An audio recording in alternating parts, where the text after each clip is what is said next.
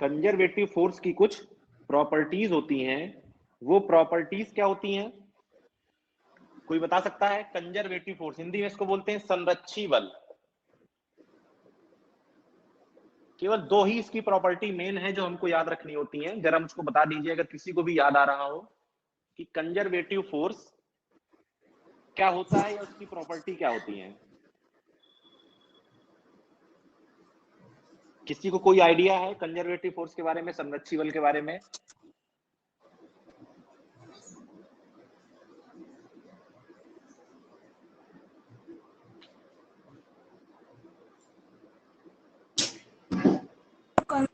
Force में अगर वो क्लोज पाथ में वर्क डन 0 होता है कंजर्वेटिव फोर्स के द्वारा।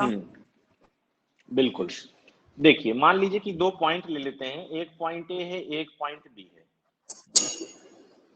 इस पॉइंट पर मान लीजिए कुछ भी चार्ज, मास कुछ भी रखा हुआ है और उसको हमको लेकर जाना है बी तक। मान लीजिए कुछ भी रखा है, मान लीजिए चार्ज ही रखा है, इसको मैं लेकर गया बी तक। अब लेकर जाऊंगा तो ऐसे तो ले नहीं जाऊंगा। अच्छा, चार्ज में आप लोग को फील काम आता है थोड़ा सा, इसको समझ लीजिए कोई मास रखा है। ये मास का मतलब कुछ भी समझ लीजिए, कोई पत्थर रखा है, कुछ भी कोई भी वस्तु रखी है जिसमें मास है। अब इसको उठाकर आप ले जा रहे हैं एक पॉइंट से दूसरे पॉइंट तक, तो कुछ ना कुछ कार्य करना पड़ेगा। कार्य कहां से आएगा? किसी बल से आएगा। भाई आप बल लगाएंगे, इसको आपने क्या किया, धक्का दिया कि चल भाई इधर, तो ये यहां से यहां तक आ गया। तो मान लीजिए कि जो आप बल लगा रहे हैं वो बल कैसा है? कंजर्वेटिव। मान लीजिए कि जो आप बल लगा रहे हैं वो बल कैसा है? कंजर्वेटिव। अगर वो बल संरक्षी है तो इसको आप ए से बी लेकर ऐसे जाइए, या ए से बी लेकर ऐसे जाइए, या ए से बी लेकर ऐसे जाइए। तीनों कंडीशंस में, तीनों, भाई ए से बी मैं एक बार ऐसे लेके गया इसी फोर्स को लगाकर, एक बार ऐसे लेकर गया, और एक बार ये लंबा वाला रास्ता तय करके गया। अगर ये फोर्स कंजर्वेटिव है तो तीनों कंडीशंस में जो कार्य आएगा वो कार्य क्या आएगा? बराबर आएगा। इस प्रॉपर्टी को क्या बोलते हैं कि work done by conservative force does not depend on path. Mike बंद करिए। संरक्षी बल द्वारा किया गया कार्य, माइक बंद कर लो। संरक्षी बल द्वारा किया गया कार्य पाथ पर डिपेंड नहीं करता कि आप किस रास्ते से जा रहे हैं। वो डिपेंड किस पर करता है? केवल इनिशियल और फाइनल पॉइंट पर। ठीक है ना? ए से चले थे बी पर जा रहे हैं, दिल्ली से बंबई जाना है, चाहे कानपुर होते हुए जाइए, चाहे झांसी होते हुए जाइए, चाहे जहां से चले जाइए। माइक बंद कर लो, नहीं मैं सबको म्यूट कर दूंगा।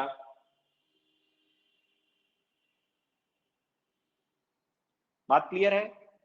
तो एक प्रॉपर्टी तो ये है कि कंजर्वेटिव फोर्स का जो वर्क डन होता है वो पाथ पर डिपेंड नहीं करता, केवल इनिशियल और फाइनल पॉइंट पर डिपेंड करता है। दूसरी प्रॉपर्टी जो यहीं से निकल के आती है, जिसको हम लोग यूज करेंगे, कि अगर कोई क्लोज्ड पाथ है, मान लीजिए ये ए है और ये बी है, तो पहले हम गए ए से बी और फिर हम आए बी से ए, तो क्लोज्ड पाथ का जो वर्क डन है कंजर्वेटिव फोर्स के केस में वो क्या होगा? 0 होगा। मान लीजिए ए से बी गए तो डब्ल्यू ए टू बी, और बी से ए आए तो डब्ल्यू बी से ए, तो टोटल वर्क डन जो है वो क्या होने वाला है? 0। क्यों? क्योंकि जो फोर्स है वो कंजर्वेटिव है। टोटल वर्क डन होगा क्या क्या? डब्ल्यू ए से बी जाने में प्लस डब्ल्यू बी से ए आने में, ये क्या है? 0। यानी कि मैं लिख सकता हूं कि डब्ल्यू ए से बी बराबर माइनस का डब्ल्यू बी से ए। इसको इधर ले गए तो माइनस का हो गया। इसी का यूज करेंगे हम लोग। क्या यूज करेंगे इसको? हमारा फॉर्मूला ये कहता है कि आपको चार्ज को इनफाइनाइट से पॉइंट तक लाना है, लेकिन हम जानते हैं कि जो हमारा फोर्स यहां पर काम करने वाला है कंजर्वेटिव फोर्स, इलेक्ट्रोस्टैटिक फोर्स, वो एक कंजर्वेटिव फोर्स है। इसलिए हम अपने चार्ज को यहां से यहां ना ले जाकर यहां से यहां ले जाएंगे। कहां से कहां? टी से इनफाइनाइट। हम लोग क्या निकालेंगे? हमको चाहिए आंसर लाने के लिए इनफाइनाइट से पी, ये चाहिए, लेकिन हम लोग निकालेंगे पी से इनफाइनाइट। ठीक है? और बाद में हम लोग क्या लिखेंगे कि फोर्स कंजर्वेटिव है, तो डब्ल्यू पी से इनफाइनाइट किसके बराबर होगा? निगेटिव ऑफ डब्ल्यू इनफाइनाइट से पी। हमें चाहिए इनफाइनाइट से पी, हम निकालेंगे p से इनफाइनाइट, उसके आगे लगा देंगे माइनस, तो हमारा यही वाला आंसर आ जाएगा due to property of conservative force. भाई ये p से इनफाइनाइट और इनफाइनाइट से p, ये क्लोज्ड पाथ हो गया। यहां का वर्क डन कितना है, अच्छा दोनों केस में ये लिख दिया p से इनफाइनाइट, चलिए एरो को यहां बना दीजिए, ठीक है, p से इनफाइनाइट, इनफाइनाइट से p, तो यहाँ का वर्क डन कितना हो गया, p से इनफाइनाइट। टोटल वर्क डन को 0 होना है, तो मैं क्या निकालूंगा, ये वाला निकालूंगा और माइनस लगा के इसके बराबर कर दूंगा, तो मेरा काम हो जाएगा। यहां तक आपको क्लियर है कि नहीं क्लियर है, ये बताइए। हमें चाहिए ये वाला वर्क डन, हम निकालेंगे ये वाला वर्क डन और उसके आगे माइनस लगा देंगे। सर क्लियर है, आगे मूव करें।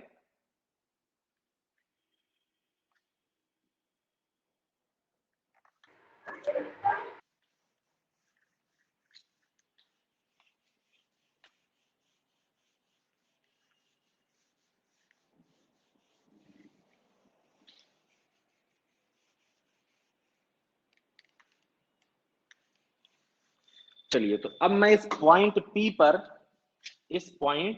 P पर प्लस क्यू नॉट चार्ज को रख रहा हूं और इसको लेकर जाना है मुझे इनफाइनाइट तक। क्लियर है, इसको कहां तक लेकर जाना है, इनफाइनाइट तक। फाइनाइट तक। अब देखिए, जो अब यहां पर समझिएगा कि जो हम लोग बार बार बोल रहे थे W एक्सटर्नल और बाह्य बल, उसका मतलब क्या है, ठीक है। अब ध्यान से समझिएगा, ये प्लस चार्ज है और ये भी प्लस चार्ज है, ये इसको क्या करेगा, प्रतिकर्षित करेगा, रिपेल करेगा कि नहीं करेगा। जब ये इसको रिपेल करेगा तो ये चार्ज यहां भागेगा और ये भागते भागते ये रिपेल करता चला जाएगा, ये भागते भागते आगे चला जाएगा। अच्छा, चाहते भी हम यही हैं कि ये यहां से यहां पहुंच जाए, बात तो काम तो ये हमारा पूरा कर रहा है। हम चाहते हैं कि ये यहां पहुंच जाए P से इनफाइनाइट, और हमने देखा कि ये जो प्लस क्यू हमारा वाला चार्ज है, ये इस चार्ज को क्या दे रहा है, धक्का दे रहा है, रिपेल कर रहा है कि उधर भागो। लेकिन एक समस्या है, ये चार्ज अभी रेस्ट पर है। जब ये इस पर फोर्स इधर लगाएगा रिपल्सन का, तो ये चार्ज मोशन में आ जाएगा। जब ये चार्ज मोशन में आ जाएगा, तो जैसे ही कोई वस्तु विराम अवस्था से गति की अवस्था में आती है, तो उस पर क्या जाता है, एक्सेलरेशन यानी कि त्वरण। जैसे ही एक्सेलरेशन आया यानी कि इसकी वेलोसिटी चेंज हुई, तो जब इसकी वेलोसिटी चेंज हो गई तो काइनेटिक एनर्जी भी चेंज हो जाएगी, और जैसे ही काइनेटिक एनर्जी चेंज हुई तो हमारी डेफिनेशन फेल हो जानी है, क्योंकि हमने ये एजम्पशन माना है कि काइनेटिक एनर्जी चेंज नहीं होगी। अगर ये एजम्पशन फेल होता है तो डेफिनेशन भी फेल है। काइनेटिक एनर्जी में चेंज नहीं होने देना है, बात समझ रहे हैं कि नहीं, काइनेटिक एनर्जी में चेंज नहीं होने देना है। क्लियर है ना। अब इसके लिए हम क्या करेंगे, ध्यान से देखिएगा, ये इस पर फोर्स लगा रहा है इस तरफ, कितना, F बराबर के capital Q small Q not upon distance कितनी है, R स्क्वायर। अब ये इसको इधर भगा रहा है, और अगर ये भागता है, हम चाहते हैं कि ये आगे जाए, लेकिन ये इतना धीमे धीमे आगे जाए कि इसकी गति में कोई परिवर्तन ना हो, इसके वेग में कोई परिवर्तन ना हो, जिससे कि इसकी गतिज ऊर्जा में कोई परिवर्तन ना हो। इसके लिए एक बल हम लगाएंगे इसके विपरीत, उस बल को क्या कहेंगे, बाह्य बल, F एक्सटर्नल। ये कितना होगा, ये भी कितना होगा, इसी के बराबर होगा। देखिए, मैथमेटिकली हम लोग मान लेते हैं कि ये दोनों बल क्या है, बराबर। लेकिन देखिए, अगर आप थोड़ा सा नॉर्मली सोचेंगे, तो अगर ये दोनों बल बराबर हो गए तो ये चार्ज कहीं नहीं जाएगा, ये कहां रहेगा, यहीं पर रहेगा। लेकिन हमें इसको लेकर भी जाना है, तो हमारा टारगेट ये रहता है कि जो F एक्सटर्नल है वो थोड़ा सा छोटा हो, किससे, ये इस वाले F से। जैसे मान लीजिए कि ये वाला कितना है, ये F मान लीजिए आपका कितना है, 10 न्यूटन, तो ये जो F एक्सटर्नल हम लगा रहे हैं ये कितना हो, 9.999 न्यूटन। मतलब एक बहुत ही स्मॉल फोर्स, मतलब नेग्लिजिबल फोर्स इस डायरेक्शन में ज्यादा लग रहा हो, ताकि ये धीरे धीरे मूव करता चला जाए। जब ये बहुत धीरे मूव करेगा तब इसकी वेलोसिटी में चेंज नेग्लिजिबल आएगा और हम इसको कांस्टेंट मान लेंगे। कॉन्सेप्ट को समझिए, हम चाहते हैं कि इसका एक्सेलरेशन ना आने पाए, इसकी वेलोसिटी चेंज ना होने पाए। अब ये चार्ज इसको रिपेल कर रहा है, कह रहा है उधर भागो, किसकी वजह से, कूलाम लॉ की वजह से, प्रतिकर्षण का बल लग रहा है। हमने कहा नहीं भाई उधर नहीं भागना, इधर भागो, तो हमने पीछे की तरफ एक बल लगाया जो इस बल से थोड़ा सा छोटा हो और ये धीरे धीरे आगे बढ़ता चला जाए। यहां तक किसी को कोई दिक्कत? जैसे अगर आपने देखा हो जब आप स्कूल जाते हैं और आपका कोई मित्र साइकिल चला रहा हो तो आप कैरियर से पकड़ के उसको क्या करते हैं, पीछे की तरफ खींचते हैं, तो उसकी गति क्या हो जाती है, बहुत कम हो जाती है। तो वही काम हम कर रहे हैं, ये चार्ज भाग रहा है इधर, हम इसको पकड़ कर खींच रहे हैं पीछे। तो मैथमेटिकली हम लोग जो फोर्स लगा रहे हैं वो इसके इक्वल लगा रहे हैं, लेकिन नॉर्मली ये फोर्स इससे बहुत कम है, मतलब नेग्लिजिबल अंतर है, इसलिए दोनों को बराबर मान लिया है। बोलिए भैया बात क्लियर है कि नहीं? Yes sir. ठीक है, आगे बढ़ा जाए। तो हमारा टास्क है W यस सर। P से इनफाइनाइट निकालना। ठीक है, अब देखिए थोड़ा सा और पीछे चलते हैं 11th वाली फिजिक्स पर। ऑफलाइन क्लास में ये सब पढ़ाया हुआ है मैंने। वर्क डन क्या होता है, एक तो आपने पढ़ा होगा Fs cos थीटा, ये तब अप्लाई करते हैं जब आपका फोर्स कांस्टेंट हो। जब आपका फोर्स क्या हो, कांस्टेंट हो, मतलब 10 न्यूटन का अगर बल लग रहा है तो वो हर जगह 10 न्यूटन ही हो।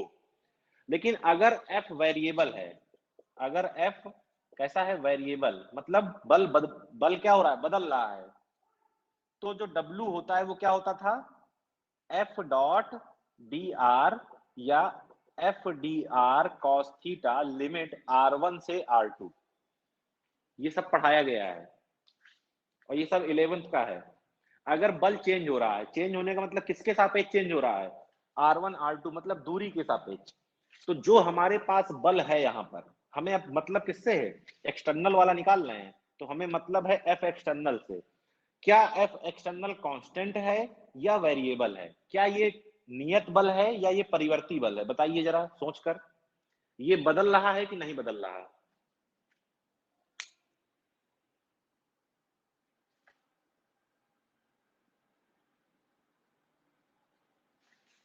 बोलिए भैया। सर बदल रहा है। देखिए इस बल के फॉर्मूले में नीचे R स्क्वायर है, मतलब दूरी पर निर्भर कर रहा है। तो जैसे जैसे R का मान कम या ज्यादा होगा तो ये बल भी क्या होता चला जाएगा, कम या ज्यादा।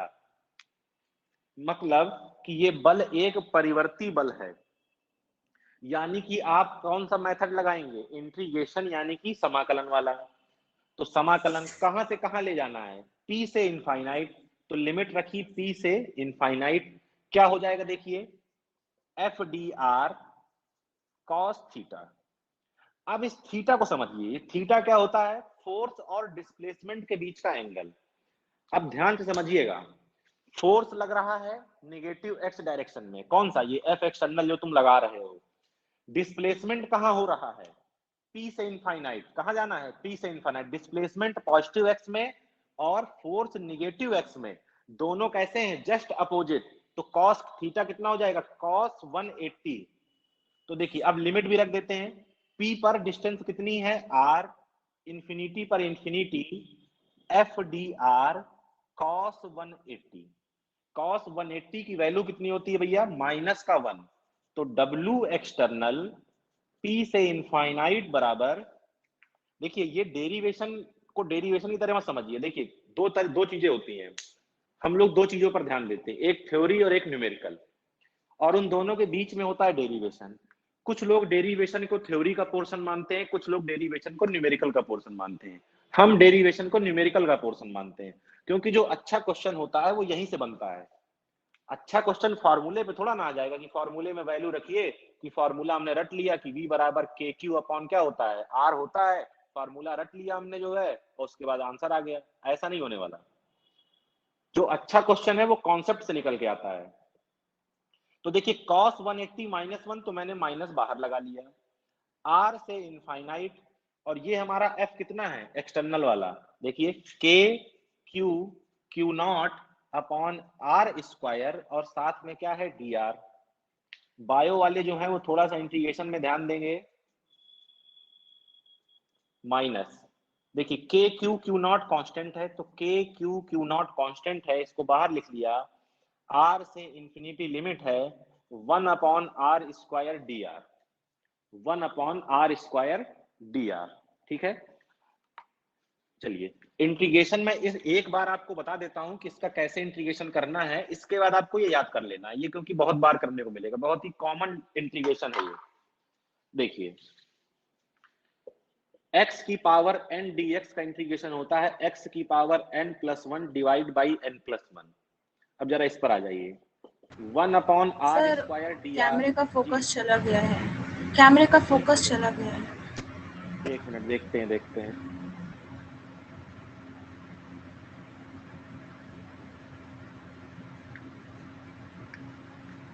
अब आ रहा है, देखिए जरा, जी सर। आ गया। जी सर। तो देखिए 1/r स्क्वायर डी आर, इस r स्क्वायर को ऊपर ले जाइए तो r की पावर -2dr हो जाएगा। अब ये फॉर्मूला लगाइए तो पावर क्या हो जाती है, एक बढ़ जाती है, नीचे भी वही, तो ये r की पावर क्या बचा, -1, और ये क्या आया -2 + 1 यानी कि -1, तो मैंने माइनस लिख लिया। इस r की पावर 1 को -1 को नीचे ले जाएंगे तो क्या हो जाएगा, r की पावर +1, तो इसका इंटीग्रेशन आता है -1/r। और अब आप इसको याद कर लीजिएगा, ठीक है ना। तो देखिए माइनस का k Q0, अब देखिए इसका इंटीग्रेशन क्या आना है, माइनस का 1/r, ठीक है, तो माइनस मैंने बाहर लिख लिया और 1/r लिमिट लगा दी r से इनफाइनाइट। अब ये माइनस और ये माइनस कैंसिल हो गए, ठीक है। तो देखिए W एक्सटर्नल P से इंफिनिटी क्या गया, KQ0। चलिए लिमिट रखिए, लिमिट क्या होती है, upper limit minus lower limit, तो एक बार रखा इनफाइनाइट, फिर माइनस एक बार r की जगह r ही रख दिया, 1/इनफाइनाइट 0 होता है, तो KQ0 और माइनस का 1/r, तो माइनस बाहर लिख लेते हैं और r नीचे लिख लेते हैं। अब देखिए ये किसकी वैल्यू आ गई, P से इनफाइनाइट, हमको ये नहीं चाहिए, हमको चाहिए W एक्सटर्नल इनफाइनाइट से P, तो ये क्या हो जाएगा, negative of W external P से इनफाइनाइट। अब इसकी वैल्यू तुम निकाल चुके हो, तो माइनस और एक माइनस यहां है, तो KQ0 अपॉन R, माइनस से माइनस खत्म हो जाएगा, तो W एक्सटर्नल इनफाइनाइट से P बराबर पॉजिटिव KQ0/R। वर्क डन तुमने निकाल लिया। अब इस फॉर्मूले में वैल्यू रख दो, ठीक है ना, मैं इसको यहां इंटीग्रेशन को हटा देता हूं। अब इस फॉर्मूले में जो आपने माना था उसमें वैल्यू रख दीजिए। तो आपने क्या माना था कि जो Vp है वो क्या है, W एक्सटर्नल इनफाइनाइट से P divide by Q0, value रख दीजिए, तो KQ0 upon R divide by Q0, Q0 से Q0 कैंसिल हो जाएगा, तो किसी पॉइंट का पोटेंशियल KQ अपॉन R आ जाएगा। K आप जानते हैं क्या होता था, अगर मीडियम वैक्यूम या एयर है तो K की जगह क्या लिख लेते हैं, 1/4πε0 Q अपॉन R। अगर मीडियम कुछ और है तो ε0 चेंज हो जाएगा एप्सिलॉन में, और उसी अकॉर्डिंग हम लोग उसकी वैल्यू रखेंगे। तो किसी पॉइंट पर r डिस्टेंस दूर पर जो पोटेंशियल मिलता है वो मिलता है 1/4πε0 Q/R। इंपॉर्टेंट बात यह है कि जो V है वो आपकी स्केलर क्वांटिटी है, यानी कि अदिश राशि है। तो जब भी इस फॉर्मूले में ध्यान दीजिएगा, जब भी इस फॉर्मूले में आप Q की वैल्यू रखेंगे तो उस Q की वैल्यू आप विद साइन रखेंगे। अभी तक इलेक्ट्रिक फोर्स और इलेक्ट्रिक फील्ड क्योंकि वो वेक्टर क्वांटिटी थी, इसलिए आप यहां फॉर्मूले में नेगेटिव या पॉजिटिव साइन नहीं रखते थे, लेकिन पोटेंशियल एक स्केलर क्वांटिटी है, इसलिए आपको इसको विद साइन रखना है। तो पुट Q विद साइन, अगर प्लस का है तो प्लस का, माइनस का है तो माइनस का। बात क्लियर है?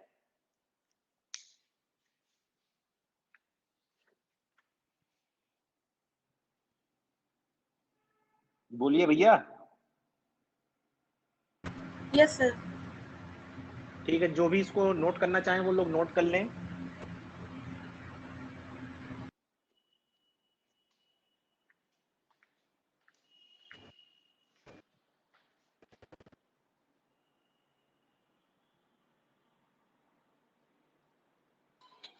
सर वीडियो नहीं आ रहा।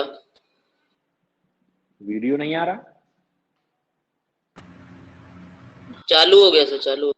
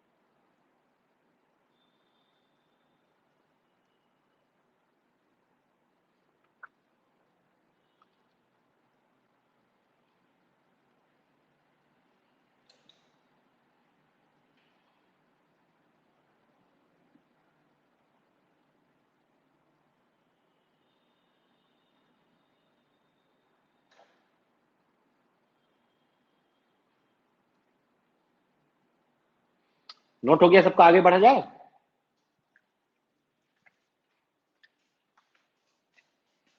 मिटा दें इसे। Yes sir. सबका हो गया। Yes sir, yes sir. अब देखिए, माइक बंद करिए, जिसका भी माइक खुला है बंद कर ले। अभी तक देखिए आपने देखा होगा इलेक्ट्रिक फोर्स और इलेक्ट्रिक फील्ड में हम लोग पढ़ते थे प्रिंसिपल ऑफ सुपरपोजिशन। मतलब अगर चार्ज दो से ज्यादा हैं तो किसी एक चार्ज पर जो नेट फोर्स या जो नेट फील्ड होती थी वो बाकी द्वारा फोर्स या फील्ड का वेक्टर सम होता था, क्योंकि वो वेक्टर क्वांटिटी थी। अब पोटेंशियल क्या है? स्केलर क्वांटिटी है, ठीक है ना। पोटेंशियल क्या है? स्केलर क्वांटिटी है। तो यहाँ पर आपको क्या करना है, स्केलर क्वांटिटी को ऐड करने के लिए किसी भी वेक्टर सम की जरूरत नहीं है, आप डायरेक्ट ऐड कर सकते हैं। जैसे मान लीजिए कि ये एक पॉइंट P है, यहाँ पर एक चार्ज Q1 है, यहाँ पर एक चार्ज माइनस का Q2 है, यहाँ पर एक चार्ज Q3 है और यहाँ पर एक चार्ज Q4 है।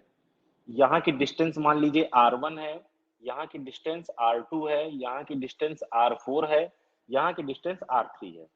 तो आपसे पूछ रहा है पॉइंट P पर नेट पोटेंशियल कितना होगा। तो जो Vp होगा वो क्या होगा, V1 plus V2 plus V3 plus V4, और सीधे सीधे ऐड कर दीजिए। V1 क्या हो जाएगा देखिए, K Q1 upon R1, positive charge था तो पॉजिटिव। Q2 को देखिए तो K Q2 अपॉन R2। अब ये Q2 माइनस का है तो ये माइनस बाहर आ गया। इसी तरह 3 वाले पर देख लीजिए, K Q3 अपॉन R3, और फोर्थ वाला भी माइनस का है कि प्लस का है? प्लस का है, तो चलिए प्लस ही रहेगा, K Q4 अपॉन R4। कहने का मतलब ये है कि डायरेक्ट ऐड कर देना है, कुछ भी वेक्टर सम का कॉन्सेप्ट नहीं लगाना, ठीक है ना, क्योंकि पोटेंशियल क्या है, एक स्केलर क्वांटिटी है।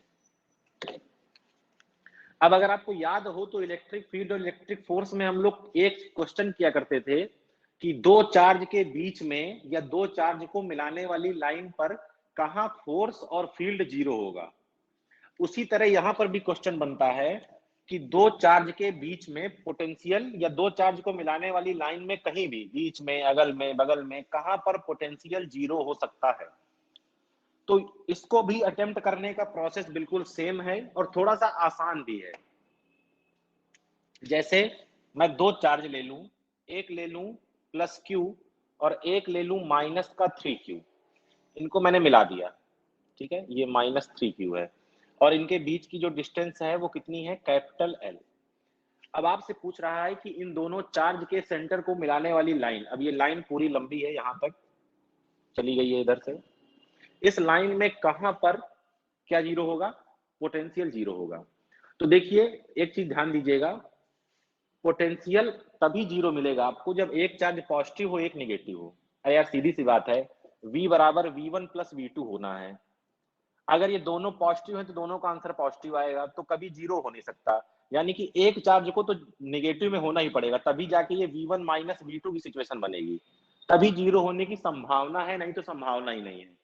जबकि वहां ऐसा नहीं होता था, वहां पर अगर पॉजिटिव भी होते थे दोनों चार्ज, या दोनों चार्ज निगेटिव होते थे, या एक पॉजिटिव एक निगेटिव होता था इलेक्ट्रिक फील्ड और इलेक्ट्रिक फोर्स वाले कॉन्सेप्ट में, तो वहां जीरो हो जाता था, क्योंकि वो वेक्टर क्वांटिटी थी। स्केलर में एक को तो नेगेटिव होना ही पड़ेगा, तो चलिए यहाँ एक नेगेटिव दिया भी है।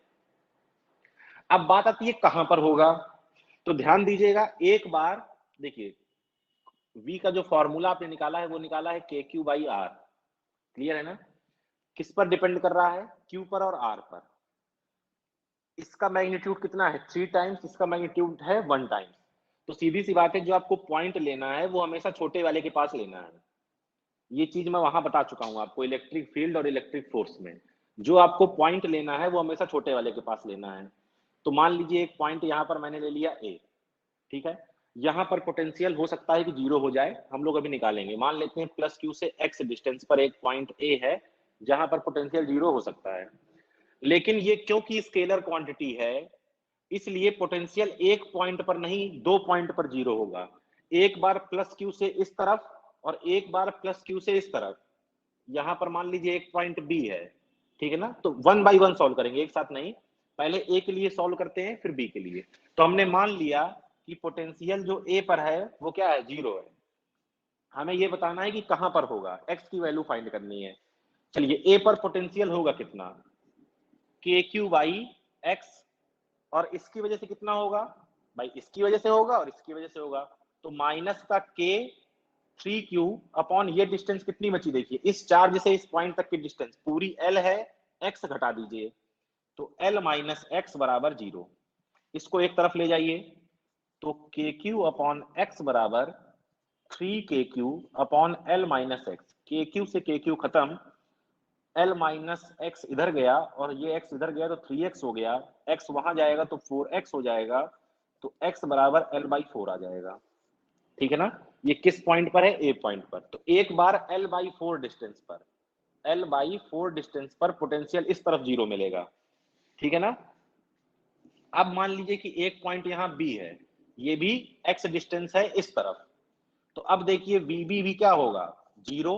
हमें x निकालना है कहां पर, तो देख लीजिए क्या हो जाएगा, इस प्लस Q की वजह से कितना होगा KQ अपॉन X, इसकी वजह से माइनस का 3KQ अपॉन डिस्टेंस। देखिए अब यहां तक की L है और X और ऐड करना है, इस पॉइंट इस चार्ज से इस B पॉइंट तक की L तो यही है, X ऐड कर दिया, L प्लस X। फिर से इसको इधर, तो KQ/X बराबर 3KQ by L plus x. KQ से KQ फिर खत्म हो जाएगा, L प्लस एक्स इधर भेज दीजिए और ये हो जाएगा 3x। अब ये x उधर जाके माइनस का हो जाएगा तो L बराबर 2x आ जाएगा और x बराबर L/2 आ जाएगा।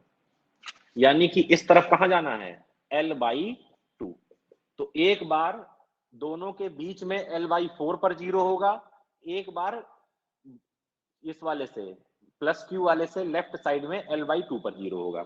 ये स्केलर क्वांटिटी है इसलिए दो बार जीरो हो रहा है, वेक्टर क्वांटिटी होती तो ऐसा ना होता, ठीक है ना। अगर आप लोगों ने अभी वो वाले क्वेश्चन नहीं देखे हैं तो उनको भैया ढूंढ के देख लेना, क्योंकि अगर वो आपको आ गए तो ये बहुत आसान है, कोई दिक्कत इसमें नहीं होने वाली है। क्लियर है, चलिए नोट कर लीजिए। इस तरह के कुछ क्वेश्चन आप अपनी तरफ से भी कर सकते हैं।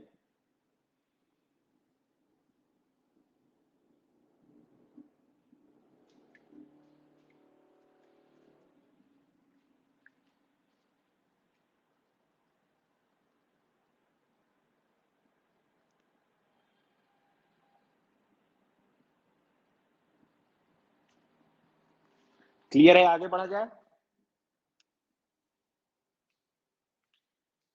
हटा दें इसे। Yes sir, yes sir. अब देखिए थोड़ा इंपॉर्टेंट टॉपिक की तरफ मूव कर रहे हैं हम लोग, potential due to electric dipole. कल हम लोगों ने पढ़ा था potential electric field due to dipole, आज पढ़ेंगे पोटेंशियल ड्यू टू डाइपोल।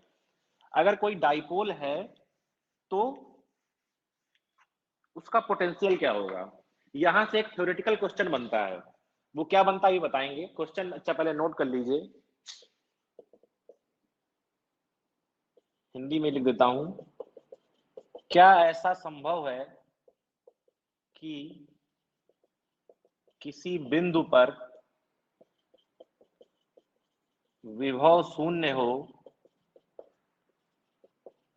और वैद्युत क्षेत्र शून्य ना हो। ये एक क्वेश्चन है, इसका आंसर हम लोग को अभी थोड़ी देर में मिलेगा। कैसे संभव है कि कोई ऐसा पॉइंट हो जहां पर विभव तो शून्य हो लेकिन वैद्युत क्षेत्र शून्य ना हो? अभी देखेंगे। चलिए, तो हम लोग अब देखने जा रहे हैं potential due to electric dipole. वहां पर भी हम लोगों ने इलेक्ट्रिक फील्ड वाले में दो कंडीशन देखी थी, एक बार एक्सिस पर, एक बार परपेंडिकुलर बाइसेक्टर पर। यहां पर भी दो देखेंगे और यहां पर एक जनरल केस भी देखेंगे जब किसी एंगल पर हो। तो पहला तो on the axis of dipole, dipole की एक्सिस पर कोई पॉइंट हो, वहां पोटेंशियल निकालना है तो क्या करेंगे। चलिए, तो मैं एक डाइपोल बनाता हूं, ये माइनस क्यू हो गया और ये प्लस क्यू हो गया। यहां से आपने इसको मिलाया, ये इस डाइपोल का मान लीजिए सेंटर O है, ये डिस्टेंस L, ये डिस्टेंस L, मतलब डाइपोल की डिस्टेंस कितनी है 2L। आपने इसको L में डिवाइड कर दिया। सेम डेरिवेशन है जैसे इलेक्ट्रिक फील्ड में होता है, थोड़ा सा अंतर आएगा बस। अब आपको इस प्लस क्यू से इस पॉइंट पर, इस पॉइंट का नाम आप देंगे A, जो कि इसके सेंटर से x डिस्टेंस दूर है। ध्यान दीजिएगा, कहां से? इसके सेंटर से x डिस्टेंस दूर है। यहां पर पोटेंशियल निकालना है। अभी तक का डायग्राम जो है वो बिल्कुल वैसा ही है जैसा इलेक्ट्रिक फील्ड वाला होता था। क्लियर है ना? चलिए, तो देखिए इस पॉइंट ए पर जो पोटेंशियल होगा वो किसकी किसकी वजह से होगा? प्लस क्यू की वजह से होगा। और किसकी वजह से होगा? माइनस क्यू की वजह से होगा। ठीक है ना? वही प्रिंसिपल ऑफ सुपरपोजिशन ही लगा रहे हैं। प्लस क्यू की वजह से कितना होगा? देखिए, के प्लस क्यू है तो प्लस क्यू, और डिस्टेंस यहां से यहां तक की डिस्टेंस कितनी होगी? देखो, ध्यान दो, पूरी डिस्टेंस x है। अगर मैं x में l हटा दूं, देखो ये x है, x में l हटा दिया तो इतनी डिस्टेंस मिल गई। तो ये क्या हो गया? x minus L plus v minus Q. तो क्या हो जाएगा? k माइनस क्यू अपॉन यहां से यहां तक की डिस्टेंस। देखो x ये है, l जोड़ दिया तो क्या आ गया? x plus L. फिर देखिए वी ए, के क्यू एक्स माइनस एल को लिखा रहने दीजिए, ये माइनस बाहर आएगा तो माइनस का के Q upon x plus L हो जाएगा। के क्यू को कॉमन ले लीजिए तो के Q 1/x minus L minus 1/x plus L. LCM लीजिए, के क्यू एक्स माइनस एल आ गया, एक्स प्लस एल आ गया, इधर क्या जाएगा? एक्स प्लस एल माइनस, इधर क्या जाएगा? X minus L. ध्यान दीजिएगा, एक्स माइनस एल, तो मैं माइनस से मल्टीप्लाई कर रहा हूं तो ये एक्स माइनस का हो जाएगा और एल प्लस का हो जाएगा। ध्यान दीजिएगा, इस माइनस से मल्टीप्लाई भी कर दिया है। तो देखिए ये एक्स से एक्स कट जाएगा, वी ए बराबर आएगा के Q L plus L 2L। एक ब्रैकेट में a माइनस बी, एक ब्रैकेट में a प्लस बी, तो a स्क्वायर माइनस का b square. V A Q into 2L क्या होता है? Dipole moment P। याद करिए, कल बताया है P बराबर Q into 2L, charge into multiplied by उनके बीच की सेपरेशन। तो चार्ज के बीच की सेपरेशन कितनी है? 2L, x square minus L square. अब देखिए यहाँ एक हम एजम्पशन लेते हैं, कल भी बताया था आपको, कल वाले वीडियो में, कि हम ये मानते हैं कि डाइपोल जो है वो बहुत छोटा होता है।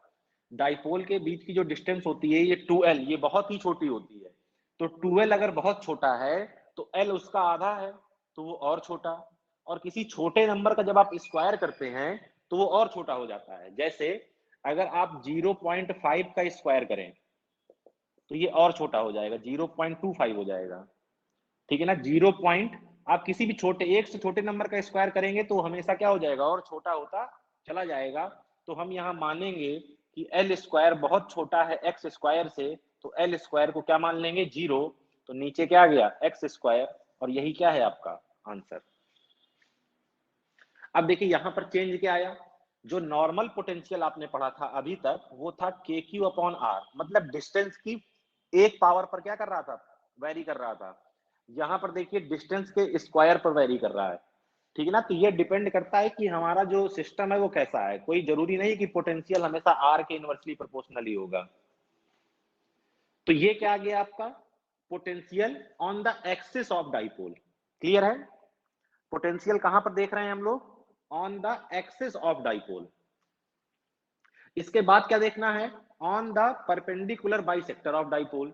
जैसे कल देखा था हम लोगों ने इलेक्ट्रिक फील्ड के लिए, तो इसको हटा दें क्या? Yes sir. Yes sir.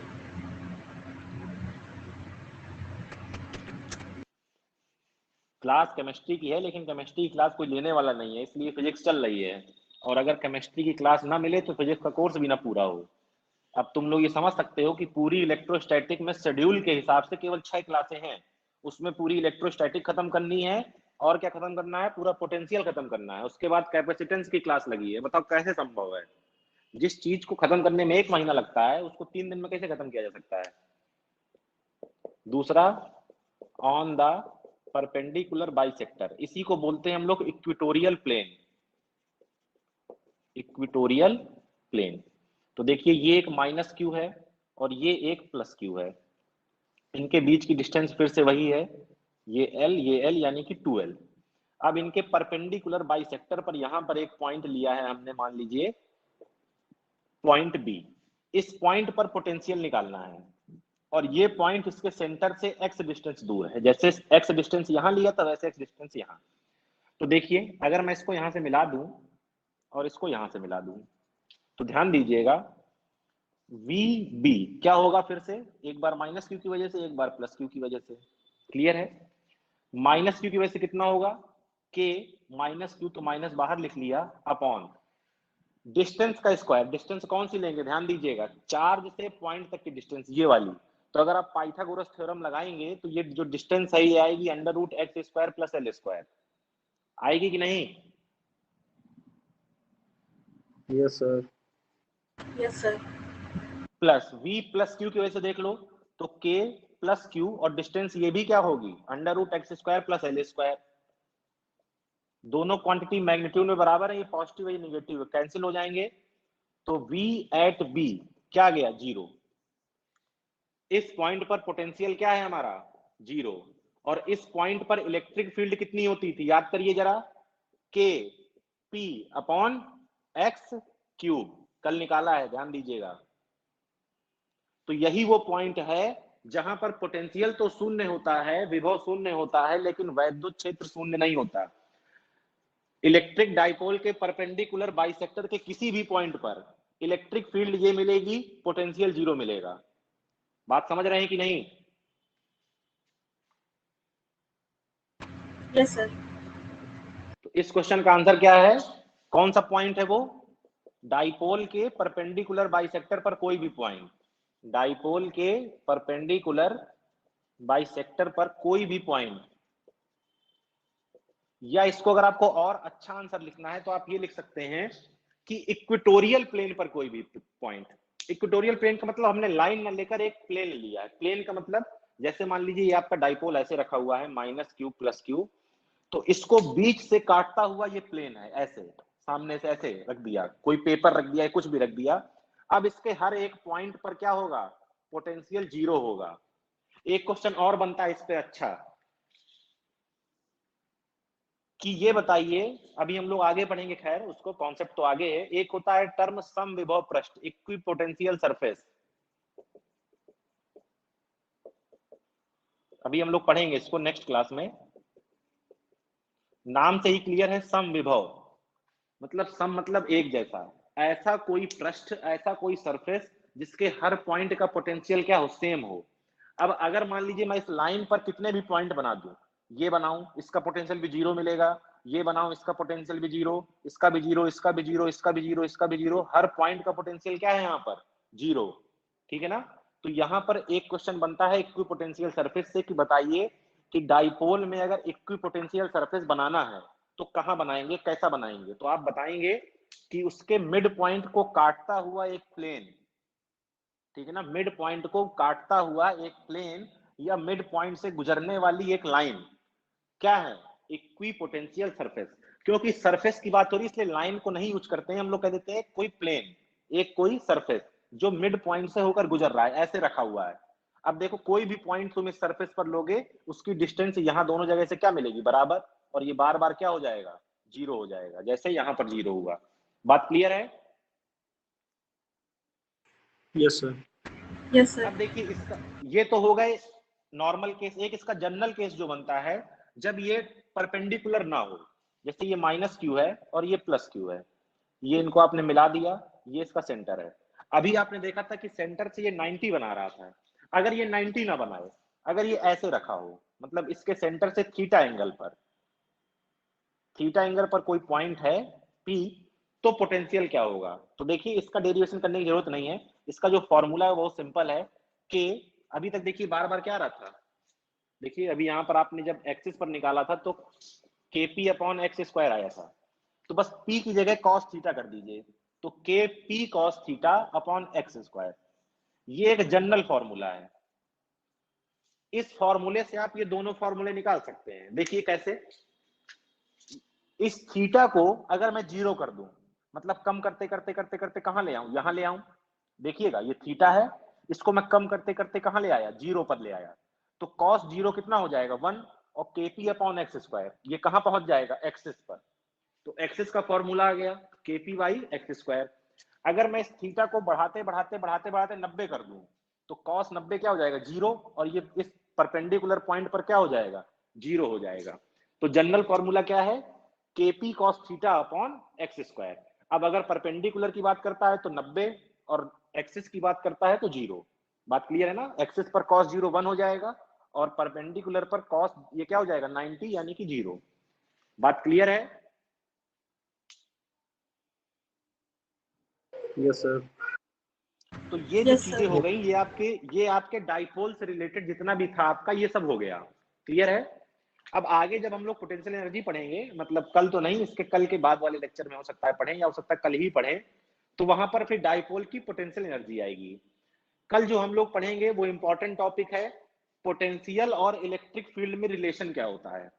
ठीक है ना, इस पर अच्छे क्वेश्चन आते हैं, पोटेंशियल और इलेक्ट्रिक फील्ड के बीच में रिलेशन, तो उसको हम लोग देखेंगे कल के क्लास में। क्लियर है बात? Yes sir. तो आज के लिए इतना ही, कल भी Yes, 10 sir. बजे ही मिलेंगे, थैंक यू सर। कल भी 10 बजे। ठीक है सर। थैंक यू ठीक है सर। सर। Okay okay.